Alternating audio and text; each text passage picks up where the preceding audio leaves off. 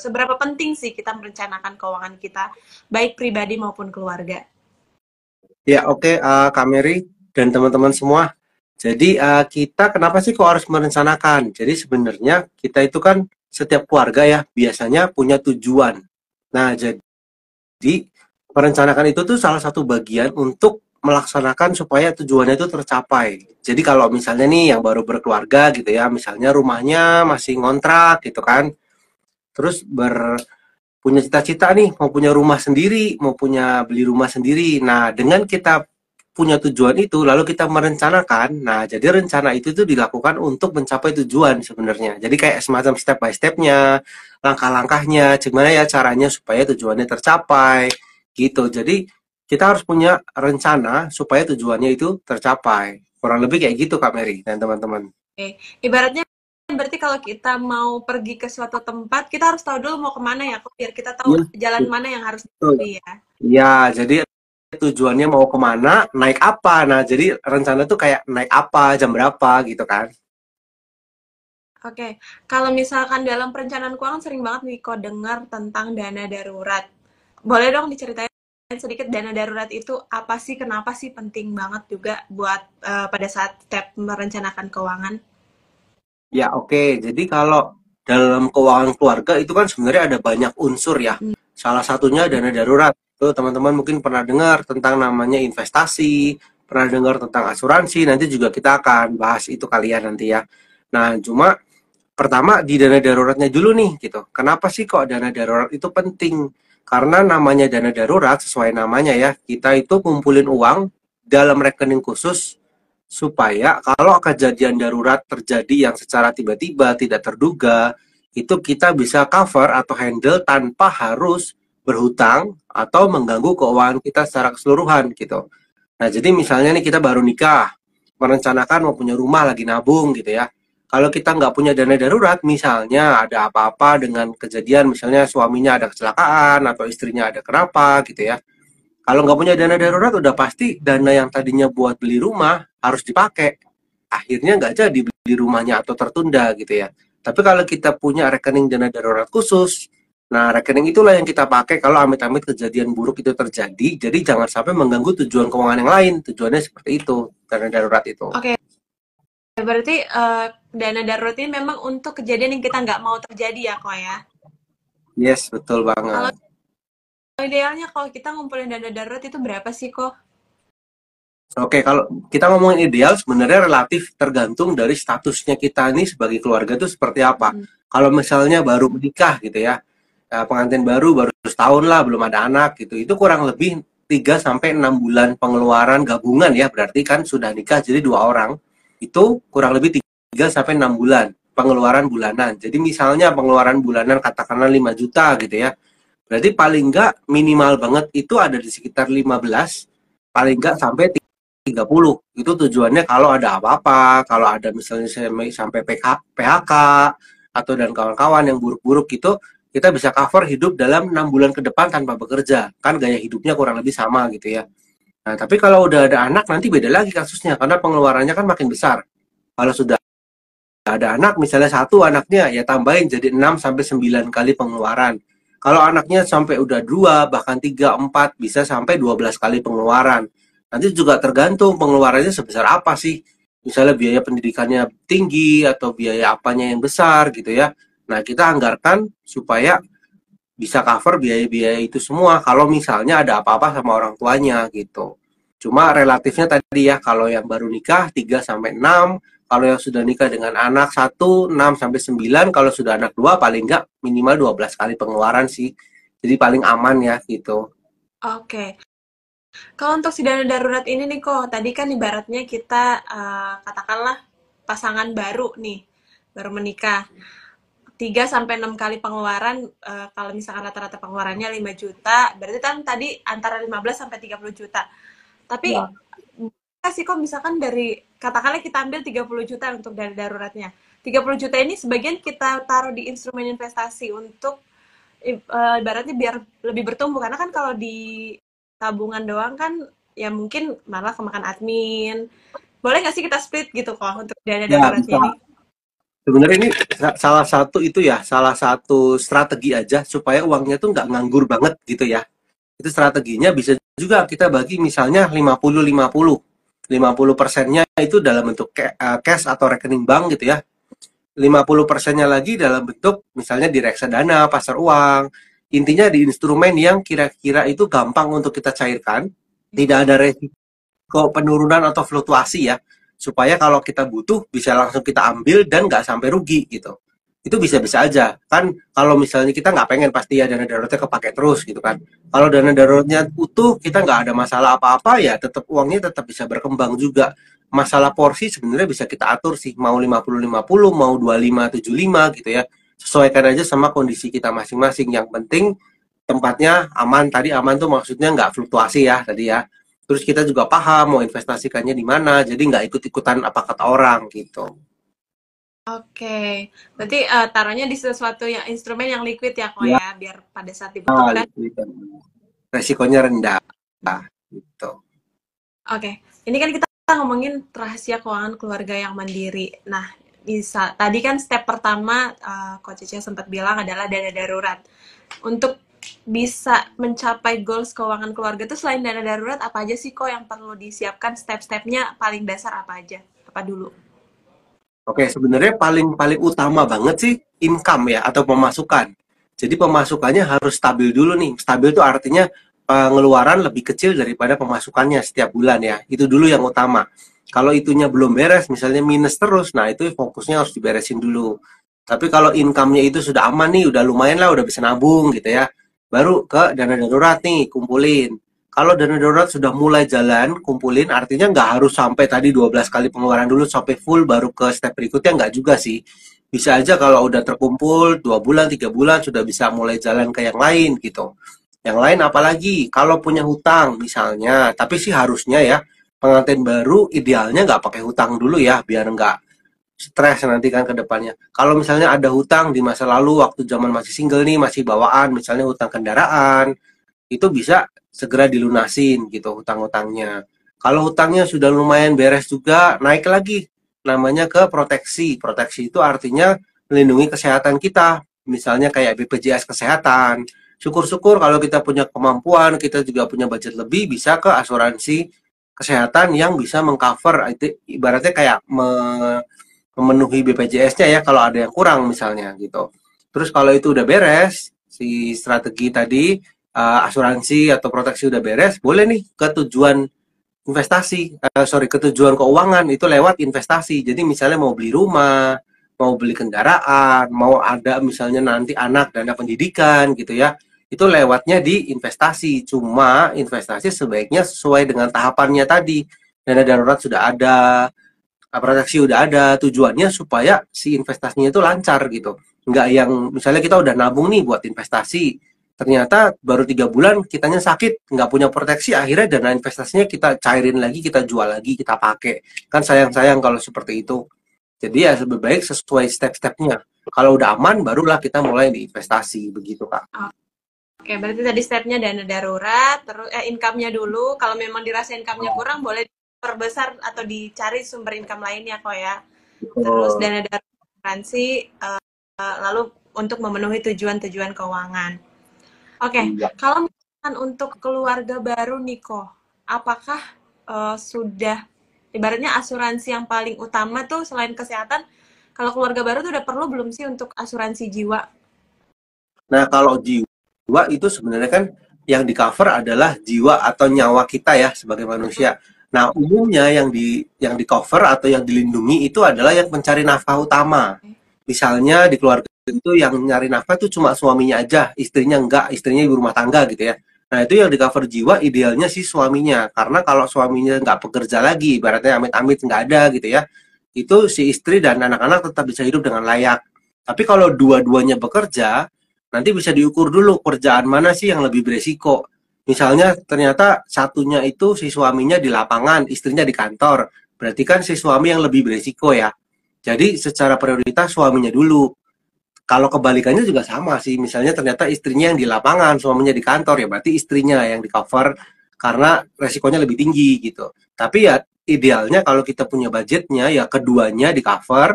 Karena kalau gimana pun orang tuanya nggak ada, kan nanti anaknya bingung gitu ya kalau awal-awal uangnya bagaimana gitu. Intinya sih bisa saling melengkapi, idealnya dua, tapi minimal satu dulu siapa yang paling beresiko gitu. Kalau untuk asuransi jiwa ya. Oke, oke. Berarti sebenarnya perlu juga ya kok tergantung tadi siapa apakah masih bisa mengcover satu sama lain. Nah, sekarang kok gimana sih caranya biar pada saat kita mau mencapai ke tujuan keuangan keluarga, kita tidak perlu harus mengorbankan banyak hal gitu, nggak perlu ngepres banget untuk pengeluaran-pengeluaran sehari-harinya gitu. Oke, jadi sebenarnya itu kita harus, kalau di finansial namanya itu financial check up, Kak. Hmm? Jadi itu kita ngukur kemampuan keluarga secara keuangan itu seperti apa sih? Bagian mana yang belum sehat, bagian mana yang sudah baik gitu. Kita cek satu persatu gitu ya. Nah, nanti kalau misalnya ketahuan masalahnya, oh ternyata income-nya nih yang terlalu kecil gitu. Itu yang nanti harus fokus ditingkatkan. Oh, ternyata income-nya udah bagus, tapi gaya hidupnya yang terlalu hedon misalnya, tiap tiap minggu jalan-jalan terus misalnya.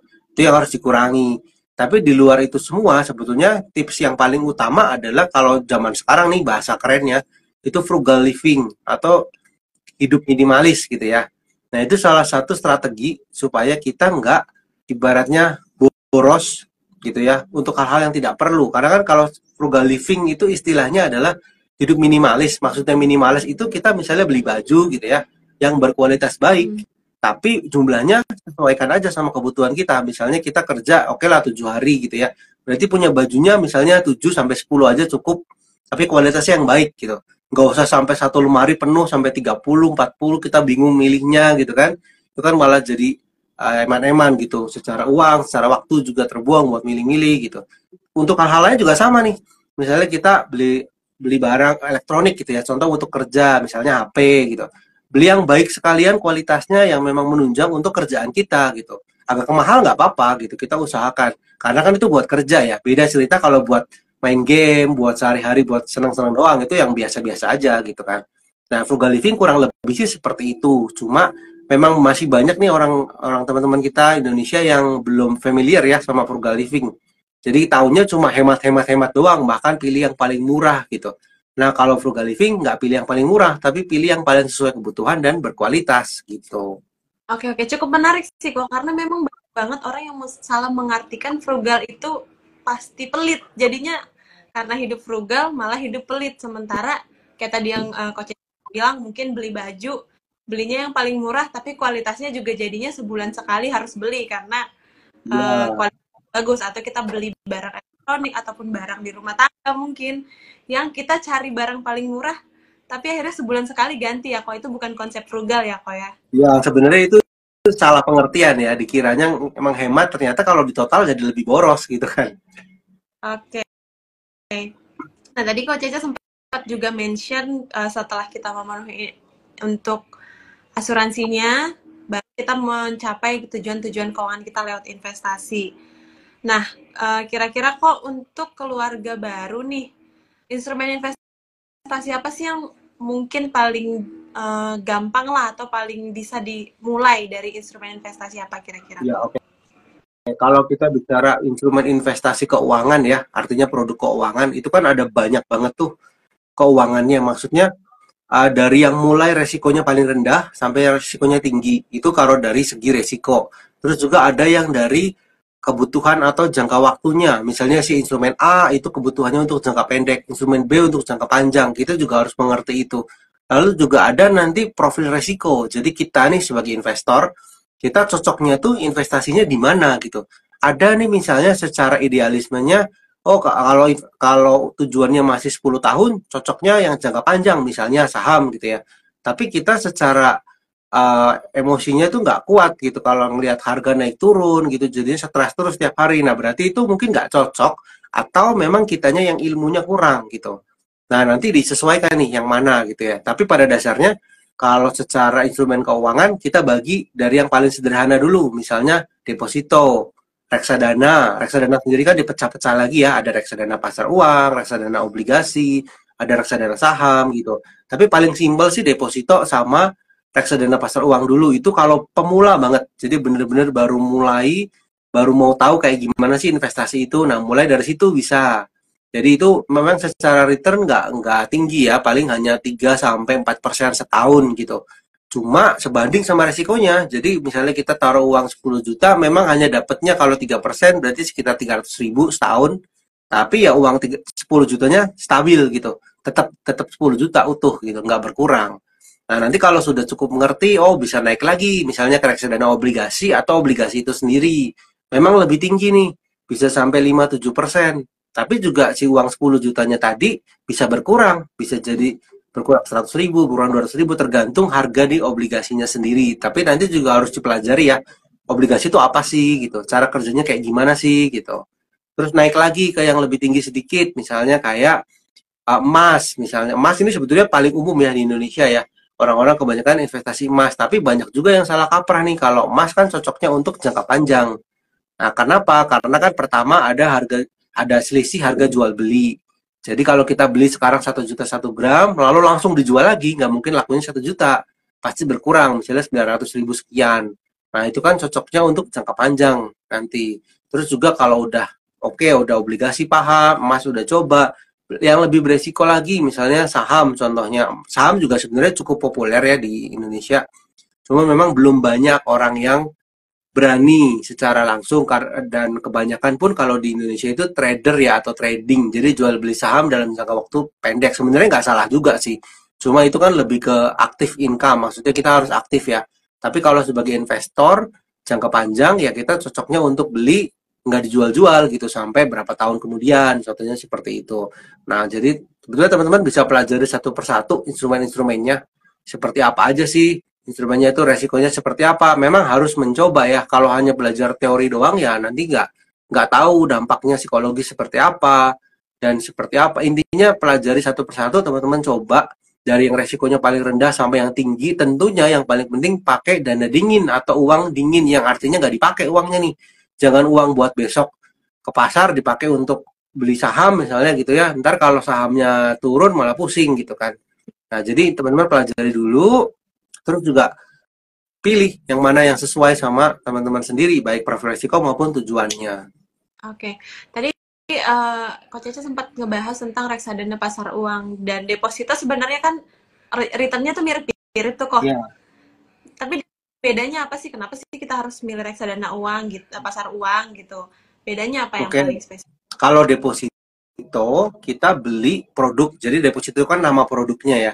Kita beli deposito ke bank. Jadi ke banknya langsung, misalnya ke bank A, ke bank B gitu ya. Kita beli deposito di sana, misalnya naruh uang 10 juta, oh nanti returnnya sekitar 3%. Udah, selesai, cuma sampai di situ gitu. Tapi kalau reksadana itu kan ada namanya manajer investasi, atau gampangnya sih ada orang yang mengelola uang itu untuk ditempatkan ke deposito di bank mana gitu. Dan belinya pun nggak cuma satu. Kalau tadi kita ke bank A datang beli 10 juta selesai. Nah, tapi kalau di reksadana uang 10 jutanya itu dibelikan ke misalnya 5 deposito di berbagai bank yang nilainya juga porsinya sesuai dengan kesepakatan yang ditawarkan sama si manajer tadi. Nah, hasilnya atau returnnya itu tergantung dari rata-rata dari 5 deposito tadi gitu. Jadi misalnya ada yang 5%, ada yang 3%, ada yang 2%. Di rata-rata akhirnya ketemu angka 4% misalnya. Akhirnya lah itu yang kita dapat. Dan pastinya karena depositonya ini banyak, jadi hasil return sekarang dan tahun depan bisa jadi beda gitu. Jadi intinya bedanya cuma itu mandiri kita sendiri sama ada orang yang bantu mengelolakan, itu sih bedanya. Oke. Tapi kalau untuk reksadana pasar uang sendiri kok itu bisa kita ambil kapan aja atau sama mirip-mirip dengan deposito ada jangka Oh iya, waktunya? betul. Jadi kalau untuk reksadana itu karena ada yang ngelola, juga di situ ada ketentuan yang sebenarnya cukup menarik karena dia bisa diambil kapan aja. Jadi kita beli sekarang, jual besok juga bisa gitu. Yang penting dananya memang udah masuk ke produk reksadananya ya. Sedangkan kalau deposito kan biasanya ada jangka waktu tuh minimal 3 bulan ya kalau nggak salah ya. Minimal 3 bulan baru bisa kita ambil. Kalau kita ambil di bawah 3 bulan itu nanti kena penalti, biasanya ada potongan. Tapi kalau reksadana tidak ada potongan. Itu lebih fleksibel memang kalau reksadana. Oke, berarti kalau kita balik lagi ke awal banget tadi, dana darurat yang kita kumpulin 3 sampai 6 bulan itu bisa kita taruh di salah satunya di reksadana pasar uang ya, kok Iya, ya. betul. Itu bisa salah satu opsi. Oke, ngomong-ngomong soal reksadana pasar uang, kawan Visto, kalian udah bisa mulai beli reksadana di aplikasi investasiku, dan setiap pembelian reksadana kalian nanti, setiap tanggal 10 per bulannya itu akan dapat yang namanya MPC Point, uh, satu poin senilai dengan Rp1 dan bisa digunakan untuk belanja di semua merchant CT Corp. Kita lanjut ke berikutnya nih kok.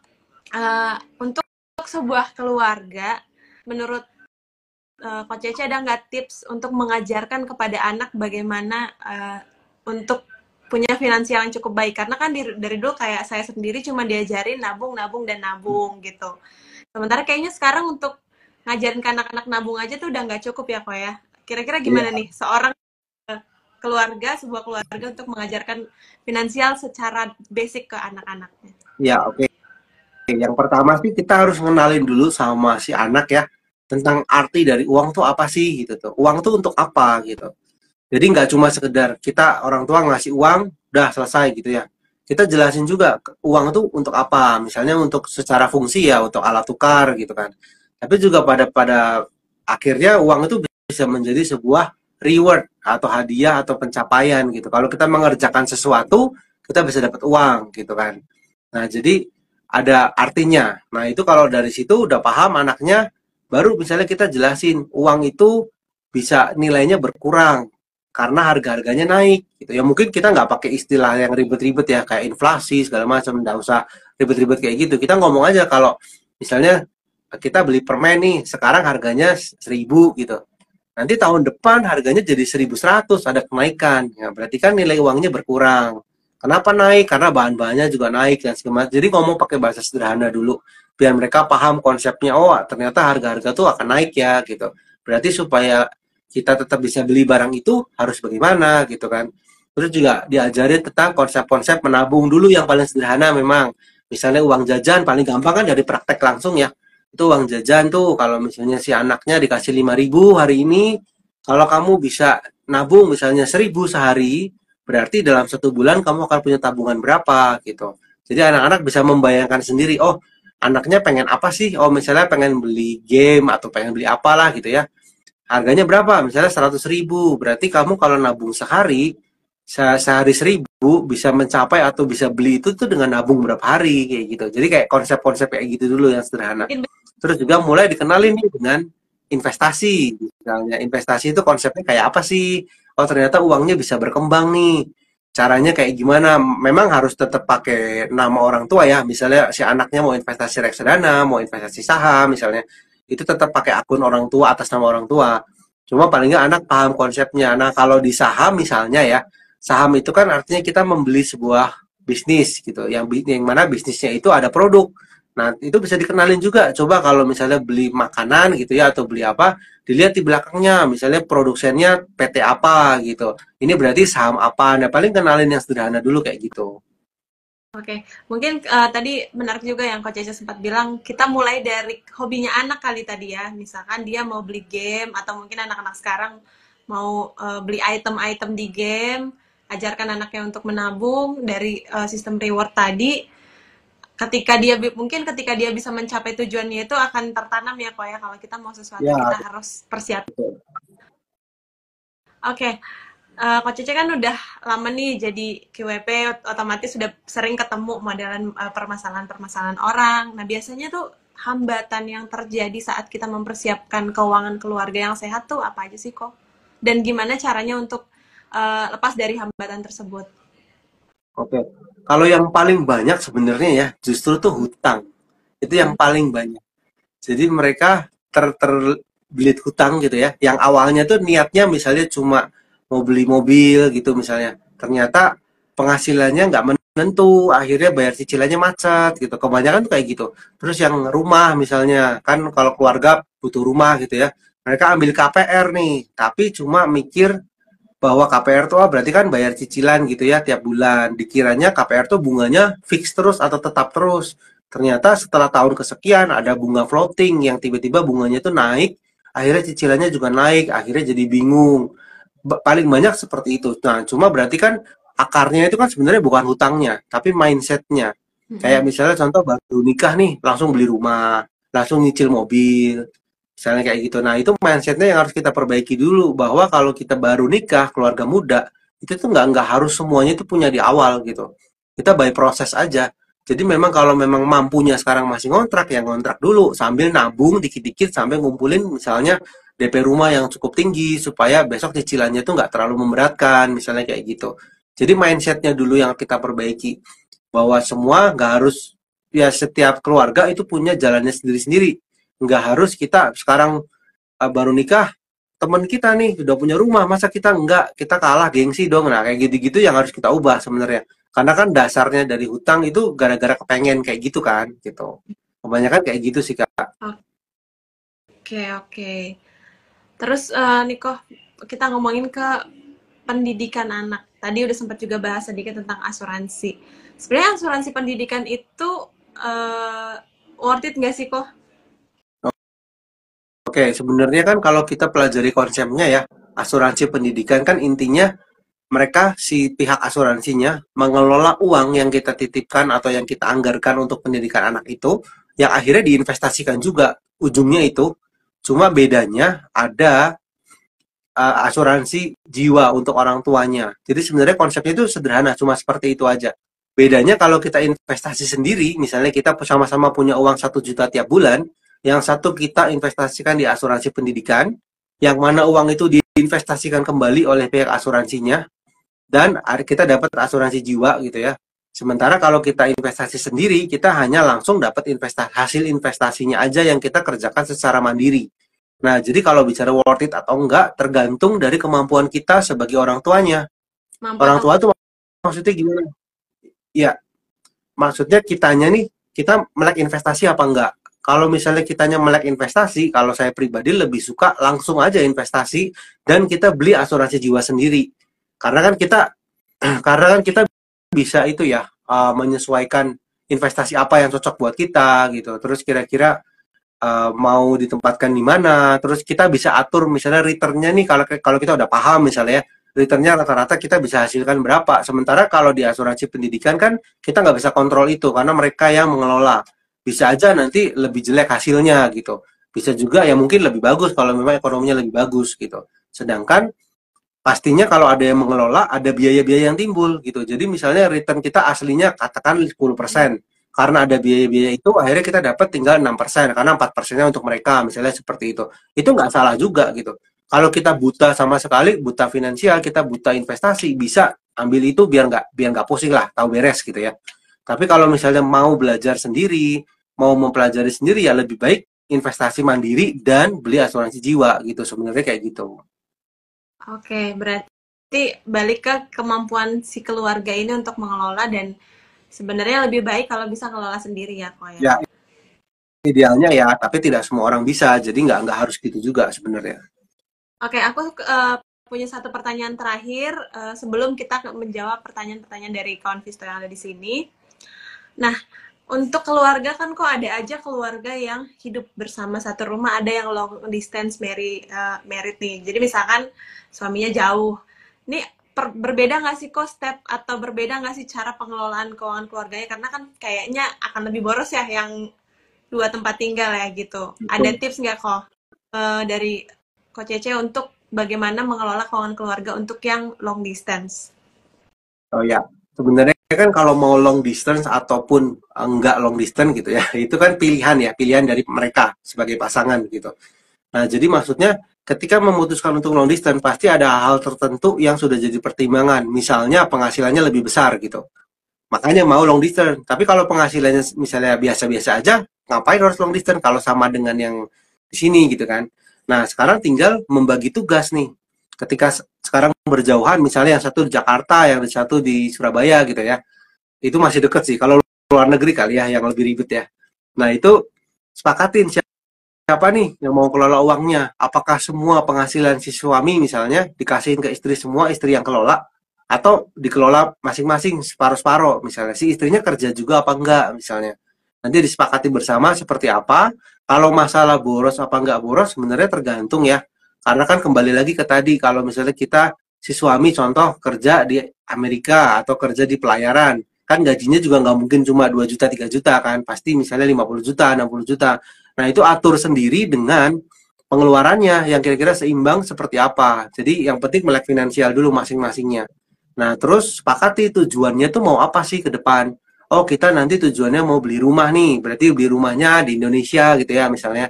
Harganya berapa sih? 500 jutaan. Berarti harus nabung berapa tiap bulan. Nah, itu disepakati bersama, juga dilakukan. Nah, tinggal kalau masalah long distance, akhirnya kembali ke komitmen. Karena kan yang namanya kita jarak jauh ya, pasti godaan itu ada. Godaan entah itu borosnya, maupun godaan dalam hal lain gitu ya. Misalnya ada uang, nanti ada teman pinjam duit di sana, kita kasih dan segala macam. Nah, itu kita atur sama komitmennya. Jadi kalau kita udah punya tujuan bersama, kita sepakati bersama, kita mau berkorban bareng-bareng, ya harusnya sih bisa gitu ya. Tipsnya sih kurang lebih itu, Kak. Jadi keterbukaan informasi sama mereka, kalau ada masalah ya mereka saling sharing, kalau ada apa-apa ya cerita, tujuannya ditetapkan bersama, dilakukan bareng-bareng. Oke, pas banget nih Ko Cece ngomong saling terbuka nih. Ini ada pertanyaan dari EU Sabatania. Saya belum menikah, tapi ada nggak sih hal krusial yang harus kita tanyakan ke pasangan sebelum menikah? Mungkin ini dari sisi finansial kali ya, kok ya? Ya, sebenarnya kalau ditanya kira-kira ada nggak ya pertanyaan finansial gitu yang serius, itu sebenarnya banyak banget. Aku pernah posting itu ya di feed, di postingan Koko Keuangan. Nanti coba kakak bisa cek tuh, karena kalau kita sebutin di sini cukup panjang. Tapi pada intinya gini, paling gampang sih tentang mindsetnya dulu. Jadi sama pasangan kita ngomongin tentang uang tuh, bagi dia tuh apa sih, uang tuh apa sih gitu. Terus cari pertanyaan yang kira-kira bisa terjadi besok bareng-bareng. Misalnya nih, kamu kalau besok pengen beli rumah, kira-kira apa yang akan kamu lakukan gitu. Misalnya ya tinggal ngutang aja lah ke bank, atau enggak tinggal minta orang tua atau gimana. Bandingkan sama mindset atau pemikiran kita sendiri, cocok apa enggak nih gitu. Contoh misalnya si yang cewek pengennya nggak hutang, tapi yang cowok pengennya hutang. Nah itu kan udah beda tuh. Terus disamain, kira-kira bisa nggak ya? Terus lanjut ke pertanyaan berikutnya, misalnya kamu kalau misalnya besok terima gaji, gajinya mau buat apa gitu?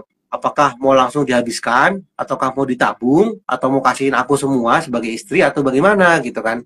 Jadi itu juga bisa jadi sama, bisa jadi beda. Kalau ternyata beda banget dengan berbagai pertanyaan gitu ya, ya berarti bisa jadi nggak sejalan nih.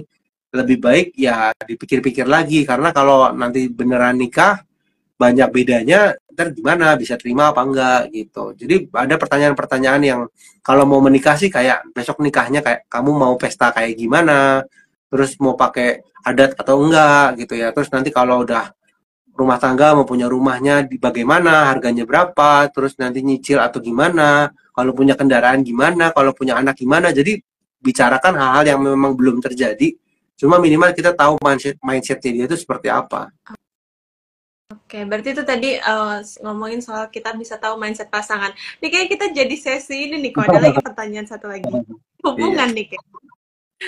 Ada pertanyaan dari Kales Vanes. Kapan waktu yang tepat untuk kita tanya berapa mungkin income dari pasangan kita? Sebenarnya kalau masalah income memang kan itu privasi ya, karena kan ya zaman sekarang nih kita juga mau terbuka juga serba salah ya, karena kan ada juga nih kasus pasangannya terbuka ternyata malah dimanfaatin gitu ya, kan ada juga yang seperti itu. Nah, kita harus lihat dulu sifat atau karakter dari pasangan kita seperti apa, apakah dia orang yang cukup bisa dipercaya. Kalau memang kita lihat dia orangnya jujur, bisa dipercaya, nggak neko-neko gitu ya, dianya pun mau terbuka sama kita, dalam arti dianya cerita hal-hal yang kita nggak tanya misalnya. Nah, bisa jadi kita mulai nih, mungkin tanya-tanya lebih dalam gitu kan, kan lebih enak ya komunikasinya karena dianya sendiri pun sudah open gitu. Itu bisa. Tapi kalau misalnya baru kenal tiba-tiba kamu income-nya berapa gitu, juga kan kesannya malah kitanya yang matre, kesannya jadinya kan gitu. Jadi ya lebih sesuaikan aja sama kondisinya. Kalau udah kenal cukup baik, orangnya juga enak, dianya juga mau sharing, ya bolehlah tanya-tanya. Tapi ya mungkin bahasanya kali ya. Misalnya aku mau apa, misalnya mau ngobrol, nggak langsung tiba-tiba kamu income-nya berapa, mungkin ngobrol-ngobrol dulu. Misalnya kamu sekarang kerjanya apa, susahnya apa, enaknya gimana gitu. Terus buat sehari-hari gimana. Nah, baru ya kayak serempet-serempetin lah strategi aja gitu. Oke. Semoga menjawab ya kawan Visto. Ada lagi pertanyaan dari Girl Almighty. Gimana ya cara kita para ciwi-ciwi menanggapi pasangan kita yang masih menanggung keluarganya juga? Dan gimana cara manage finansial yang benar untuk seorang laki-laki yang menanggung keluarga kecilnya plus menanggung orang tuanya juga. Berarti ini untuk sandwich generation, Niko. Ya, oke. Sebenarnya gini sih, kita kalau bilang pacaran ya, ini kok posisinya kan masih pacaran ya. Kayaknya sih Kita kan berhak, ya udah gimana? menanggung, kayaknya udah menikah kok. Oh, udah menikah. Oke, oke. Sekarang kalau kita coba bahas kalau dari belum menikah dulu nih, misalnya ya. Kalau kita belum menikah, artinya itu kan pilihan. Kita siap nggak menerima pasangan kita yang harus menanggung juga keluarganya sana, gitu. Kita bisa menentukan kita mau terima, ya berarti jalan lanjut. Kalau enggak, ya udah selesai gitu kan. Misalnya, contohnya seperti itu. Nah, tapi kalau misalnya sudah menikah, harusnya tahu dari kemarin-kemarin, nggak baru tahu sekarang, karena harusnya kan udah komunikasi dong ya. Dari kemarin-kemarin kayak gimana gitu, keuangan kayak gimana gitu. Nah, tapi kalau sudah menikah, kalau kita bicara idealnya, memang kan seharusnya ya, baik suami maupun istri, prioritas utama itu di keluarga intinya dulu. Keluarga, maksudnya pasangannya berarti ya, suami dan istrinya itu. Kalau sudah cukup, udah berlebih gitu, kamu mau ngasih ke orang tua silahkan. Yang penting kasih tahu ke pasangan. Misalnya mau ngasih setiap bulan sekian.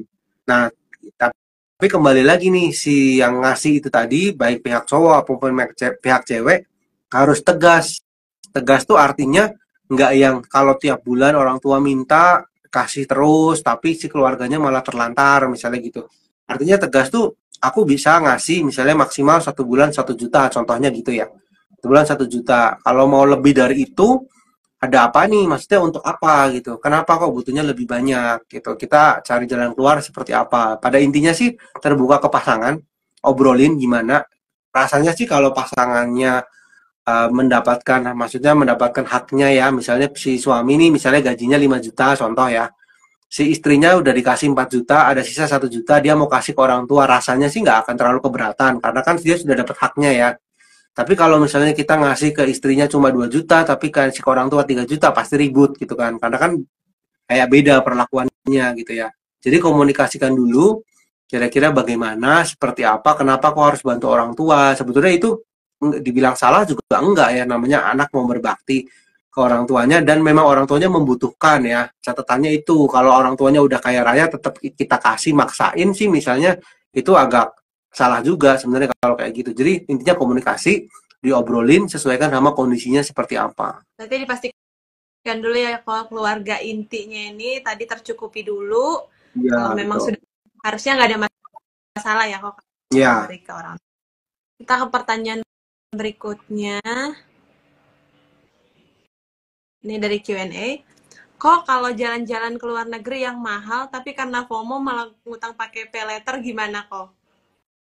Nah, itu sih harusnya udah tahu ya jawabannya ya. Jelas. Itu dalam tanda kutip itu kesalahan bodoh jadinya kalau seperti itu. Betul, betul.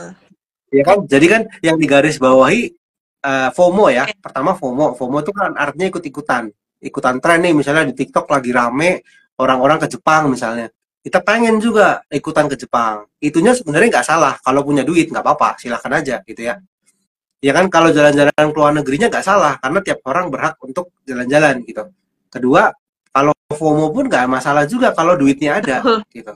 Nah, yang salah itu ngutangnya itu berarti kan dia memaksakan sesuatu yang dia tidak mampu untuk ngikutin tren gitu kan. Nah, jadi salahnya tuh double, udah dia ikut-ikutan tren tapi dia juga ngutang, jadi menyusahkan diri sendiri. Ya jelas itu udah nggak usah dibahas lah, intinya ya salah sendiri gitu loh kalau kayak gitu. Happy-nya cuma sesaat ya kok, habis itu pusing mikirin gitu.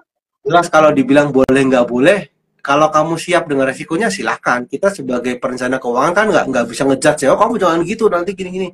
Ya uang-uang dia terserah gitu kan. Kalau dia ngutang yang menderita juga dia sendiri gitu kan. Kita cuma bisa ngingetin aja bahwa itu tidak bijaksana gitu aja sih. Oke. Kita ke pertanyaan berikutnya nih kok dari Kak Jape _mete_92. Pilih investasi atau kembangin bisnis kok? Oke, sebenarnya definisi investasi itu apa sih? Investasi itu kita menanamkan suatu modal uang gitu ya untuk mendapatkan uang lebih banyak. Intinya kan gitu ya. Jadi sebenarnya investasi keuangan itu artinya kita nanam modal dalam bentuk instrumen keuangan, kita dapat cuan, Tapi kalau di bisnis, kita nanam uang di bisnis untuk dapat cuan, tujuannya sama, hanya caranya aja yang berbeda. Nah, jadi kalau pertanyaannya lebih bagus mana, tergantung dari kemampuan kita gimana. Contoh misalnya nih, misalnya aja ya, aku udah punya bisnis restoran misalnya. Restoranku maju gitu. Udah jelas banyak yang beli, rame terus, omsetnya bagus gitu. Terus banyak tawaran franchise, misalnya ada yang mau beli franchise kita, atau misalnya kita mau investasi buka cabang gitu. Kalau udah jelas-jelas itu peluangnya tinggi, ya jelas kita ambil bisnis aja, karena secara bisnis cuannya bisa lebih tinggi gitu ya. Karena kan namanya bisnis, nggak mungkin keuntungan cuma 3% setahun. Kan pasti jauh di atas itu gitu. Tapi kalau kita tidak punya bisnis sekarang, dan kita nggak punya ilmu sama sekali, terus kita nekat terjun ke bisnis semuanya, uang kita gitu, itu artinya spekulasi. Jadi terlalu beresiko. Tapi kalau misalnya kita sudah pernah bisnis, ya paling 10-20% dari uang kita kita pakai, sisanya tetap kita investasikan ke instrumen keuangan, lebih bijaksana sih. Jadi dibagi-bagi aja, tergantung skill kita di bisnis ada apa enggak. Berarti istilahnya diversifikasi tetap jalan ya kok ya. Ya, tetap bisa juga. Oke. Kita ke pertanyaan berikutnya. Mungkin tadi udah sempat dijawab sedikit, tapi boleh aku tanya lagi ya. Jo.reha. Kok keluarga baru lebih pilih rumah dulu atau mobil dulu nih yang ditamain? Oke, sebenarnya itu kembali ke kebutuhan ya. Kebutuhannya seperti apa? Artinya kebutuhan tuh gini sih sebenarnya. Ini nih ada mindset yang agak berbeda ya Kak dari yang lain. Aku coba ceritain ya. Jadi ada pasangan keluarga yang dia lebih memilih tidak beli rumah, tidak beli mobil. Kenapa? Karena dia punya tujuan lain, misalnya contoh financial freedom atau bebas keuangan. Yang artinya dia menginvestasikan seluruh uangnya untuk dapat passive income. Yang nanti kalau passive income-nya sudah cukup, dia baru beli mobil, baru beli rumah. Itu ada yang seperti itu. Dan memang agak aneh ya kalau untuk sebagian orang ya. Nah, tapi kalau beli rumah dulu atau beli mobil dulu, tergantung mana yang lebih dibutuhkan dalam arti kalau itu nggak dibeli, kualitas hidup kita terganggu. Gitu.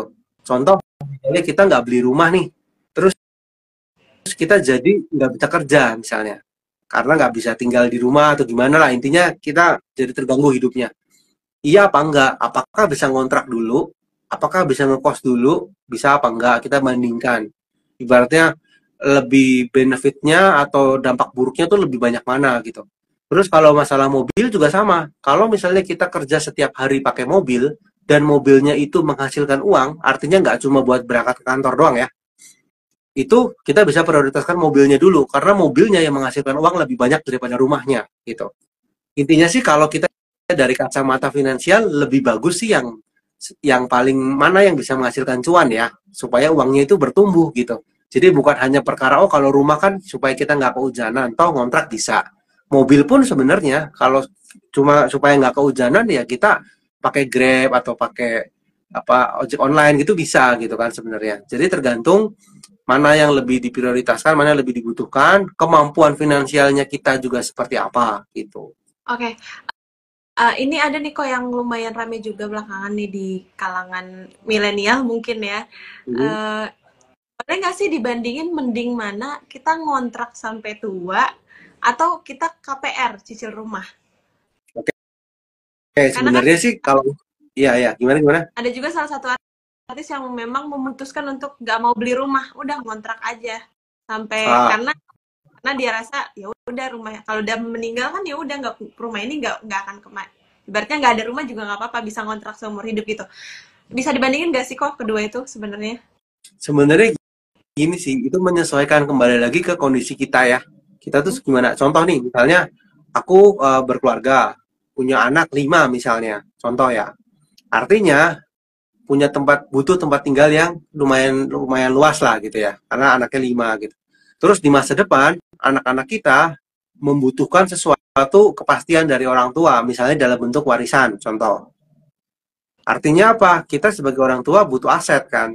Salah satunya misalnya rumah gitu. Akhirnya karena kita memutuskan mau ngasih warisan dalam bentuk rumah yang nantinya dibagi 5, maka kita ambil KPR. Contohnya begitu ya. Tapi kalau misalnya saya menikah tapi tidak punya anak misalnya. Terus saya beli rumah Nanti kalau kita sudah tidak ada, rumahnya buat apa? Gitu kan? Nggak ada yang diwariskan istilahnya gitu. Itu juga bisa jadi pertimbangan. Terus juga bisa masalah tempat kerja. Mm-mm. Kalau kerjanya itu pindah-pindah terus, misalnya tahun ini di Jakarta, tahun depan di Surabaya, tahun depan lagi di Jepang, tahun depan lagi di mana gitu. Kita beli rumah malah repot kan, untuk ngurusnya segala macam. Lebih baik kontrak gitu. Tapi kalau kita kerjanya sudah 10 tahun di kota yang sama, di tempat yang sama, berarti udah waktunya untuk beli rumah mungkin. Kalau memang mampu gitu ya. Jadi sebenarnya itu nggak ada patokan lebih bagus mana, karena kan tiap orang beda-beda ya sebenarnya. Itu sih. Jadi menurutku lebih ke yang kebutuhannya itu dan kemampuannya seperti apa. Betul, balik ke orangnya lagi ya kok ya. Iya. Berikutnya nih kok, dari Kak Sandy Wijaya, malam kok kalau udah nyiapin dana anak. Oh, jadi misalkan udah punya dana sekolah nih buat anak, tapi dibelikan ke instrumen emas, itu boleh nggak? Oke, untuk boleh nggak boleh sebenarnya emas kan tadi cocoknya untuk jangka panjang ya. Kalau anaknya memang untuk pendidikannya jangka panjang boleh-boleh aja. Itu bisa jadi salah satu opsi. Yang penting kan siap dengan resikonya, siap dengan cara kerja emas itu seperti apa gitu ya. Itu boleh-boleh aja. Jadi kalau boleh nggak boleh ya silahkan aja. Yang penting jangka panjang ya. Tapi kalau anaknya mau sekolahnya tahun depan agak beresiko karena bisa jadi harganya turun atau lebih rendah dari yang kita beli gitu. Oke, berarti disesuaikan dengan kebutuhannya kapan akan digunakan duitnya ya kok ya. Berikutnya dari Kak Riza Ardila, kok bijak nggak memasukkan anak ke sekolah yang mahal, tapi malah mengurangi porsi tabungan atau investasi keluarga? Oke, sebenarnya kembali ke tujuan kenapa kita nyekolahkan anak kita di situ gitu. Hmm. Fungsinya apa? Karena pada akhirnya si anak tuh kan nggak akan ngerti ya, dia sekolah di tempat mahal atau tempat murah. Apalagi kalau anaknya masih kecil gitu. Ya, ya. Ya dia nggak ngerti apa-apa, dia taunya cuma sekolah gitu. Sebetulnya yang mau kan orang tuanya. Jadi kalau masalah bijak atau tidak, itu kembali ke orang tuanya rela apa enggak untuk mengeluarkan budget lebih gitu. Tapi kalau sampai mengurangi tabungan, menyusahkan sendiri, itu sebenarnya kurang bijaksana. Karena kan memang sebetulnya nggak mampu, tapi maksain gitu ya. Tapi kalau misalnya nggak ada masalah, maksudnya kita nggak terganggu keuangannya, ya silakan silakan aja gitu. Nah, tadi kalau pertanyaannya sampai mengurangi porsi tabungan atau investasi, kira-kira berarti kan akan ada tujuan keuangan ke depan yang harus tertunda Mm, atau terlambat karena uangnya berkurang. Itu rela apa enggak gitu aja sih sebenarnya. oke. Ada lagi nih kok dari Kak Eus Sabatania, kok mau tanya, boleh nggak sih kita memilih tidak mempunyai anak karena faktor ekonomi? Berat nih kayaknya. Oke, kalau boleh nggak boleh ya, kita kan nggak bisa mengambil keputusan sama keluarga orang lain ya. Jadi Hmm. kalau kamu dengan pasangan setuju ya silakan silakan aja, nggak ada masalah gitu. Kalau Oke. setuju ya silakan. Tapi kalau yang satunya pengen punya anak, satunya enggak kan ribut nih. Gitu. Tapi kita sebagai orang luar nggak bisa ngejudge ya, karena kan itu keputusan masing-masing sih. Oke. Pertanyaan lagi dari Kak Arya Santoso. Kalau anak sudah disekolahkan sampai S1, apa masih perlu disiapkan warisan? Kalau itu kebijaksanaan orang tua ya. Jadi kan nggak ada ya undang-undangnya bahwa harus diwarisin gitu kan nggak ada sebenarnya. Jadi terserah orang tuanya seperti apa.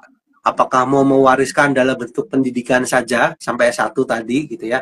Atau mau mewariskan dalam bentuk uang, bebas-bebas aja, boleh-boleh aja gitu. Toh faktanya kalau kita belajar dari orang-orang yang sudah besar di sana, kayak siapa ya? Contoh Bill Gates gitu ya. Dia kan infonya tidak mau mewariskan uangnya sama sekali ke anaknya gitu. Karena anaknya sudah punya, maksudnya udah punya pendidikan yang tinggi biar dia mandiri gitu. Tapi ada juga orang yang pengen mewariskan rumah masing-masing untuk satu anak. Itu kan kembali ke orang tuanya, kebijakan orang tua seperti apa. Kalau dari sisi anak sih maunya ada ya kok ya. Ya kalau setiap anak ya pasti maunya ada kan. Cuma kan kembali lagi tinggal anaknya itu juga pergaulan ngaruh loh ya kayak gitu ya. Kalau kalau pergaulan teman-temannya dapat warisan semua dia nggak sendiri ntar bisa ribut itu. Tapi kalau yang kebetulan teman-temannya juga nggak dapat warisan mungkin dia biasa-biasa aja kali. Tergantung ya. lagi mungkin kok kita pertanyaan terakhir dari Kak Ya, Randi. Kok saya invest di grosir sembako dengan return 4% per bulan. Itu terlalu besar nggak ya? Gimana cara mengamankan modal saya? berarti bisnis ya maksudnya itu ya. Itu grosir tuh maksudnya dia beli terus jual lagi gitu ya, berarti ya. Kayaknya sih gitu kok. Hmm. Kalau terlalu besar atau enggak, yang aku tahu sih memang sembako itu kan nggak bisa tinggi-tinggi ya, karena kan ada harga pasaran ya.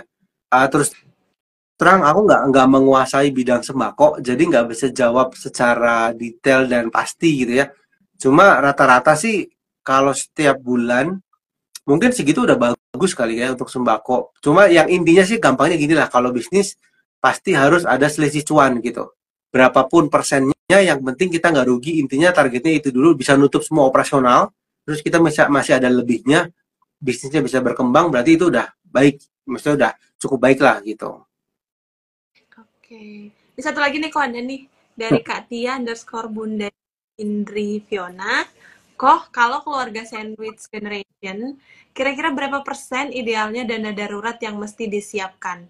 Kayak kira-kira berapa sih? Kalau kira-kira itu gini sih, agak-agak abstrak ya. Kita harus tahu lebih detail dulu, dia tuh keluarganya berapa banyak, ya kan? Kalau cuma nanggung orang tua dengan nanggung om, tante, oma, opa kan pasti beda dong, gitu. Jadi kalau berapa persennya mungkin bisa dilebihin. Misalnya kalau tadi baru nikah 3 kali sampai 6 kali pengeluaran. Nah ini bisa jadi 9 kali pengeluaran misalnya, atau 1,5 kalinya gitu. Menyesuaikan. Tapi kembali lagi ke yang tadi kita udah bahas ya. Kalau kita sandwich generation, kita nggak akan bisa mutus itu kalau kitanya sendiri tidak bisa memberi batasan gitu. Batasan tuh bukan berarti kita pelit atau durhaka ya, beda ya. Jadi maksudnya kalau kitanya mampu, kita penghasilannya 100 juta per bulan, mau ngasih tiap hari silahkan gitu. Tapi kalau kita buat keluarga sendiri aja susah, nah kita yang harus memberi batasan, kita bisa ngasih maksimal sekian. Kalau mau, ya silahkan diterima, kalau enggak ya mohon maaf bisanya segini gitu. Jadi memang harus tega, karena udah nikah loh ya, statusnya kan gitu. Jadi ya silakan dana darurat disiapkan sedikit lebih banyak daripada yang seharusnya. Oke, berarti ada tambahan dari tadi yang 12 kali itu ya kok kalau Ya, sudah berkeluarga ya. Oke, mungkin itu dulu pertanyaannya kok. Terakhir deh nih kok ada nggak pesan dari Kok Cece untuk kawan Visto di sini yang mungkin baru mau mempersiapkan tujuan keuangan keluarganya biar bisa lebih efisien, lebih efektif? Boleh silahkan kok. ya oke buat teman-teman semua yang ini khususnya untuk keluarga ya, jadi yang sudah menikah, mungkin sudah punya anak atau bahkan belum, tapi masih bingung nih mau seperti apa keuangan ke depan. Jadi yang pertama kita harus punya tujuan dulu. Apa sih yang mau kita capai? Jadi tujuannya itu harus detail ya. Harus detail, kalau istilahnya itu smart, jadi harus spesifik, harus terukur, harus bisa dilaksanakan, ada waktunya gitu. Jadi bukan tujuannya itu aku pengen besok kaya raya. Nah, itu bukan tujuan, itu mimpi, itu cita-cita gitu. Tapi kayaknya itu seperti apa? Dengan penghasilan berapa? Misalnya sekian juta per bulan. Mau beli rumah, rumahnya itu seperti apa? Seberapa besar, di mana tempatnya, harganya berapa, mampu apa enggak, kita ukur sendiri.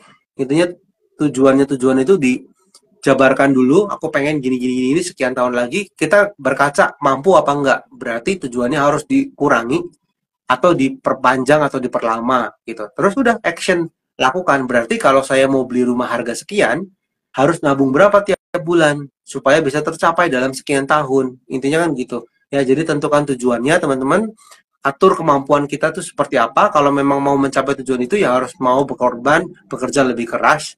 Terus udah action lakukan dengan konsisten, bangun fondasi keuangan yang baik kayak tadi, dana darurat, asuransi dan segala macam.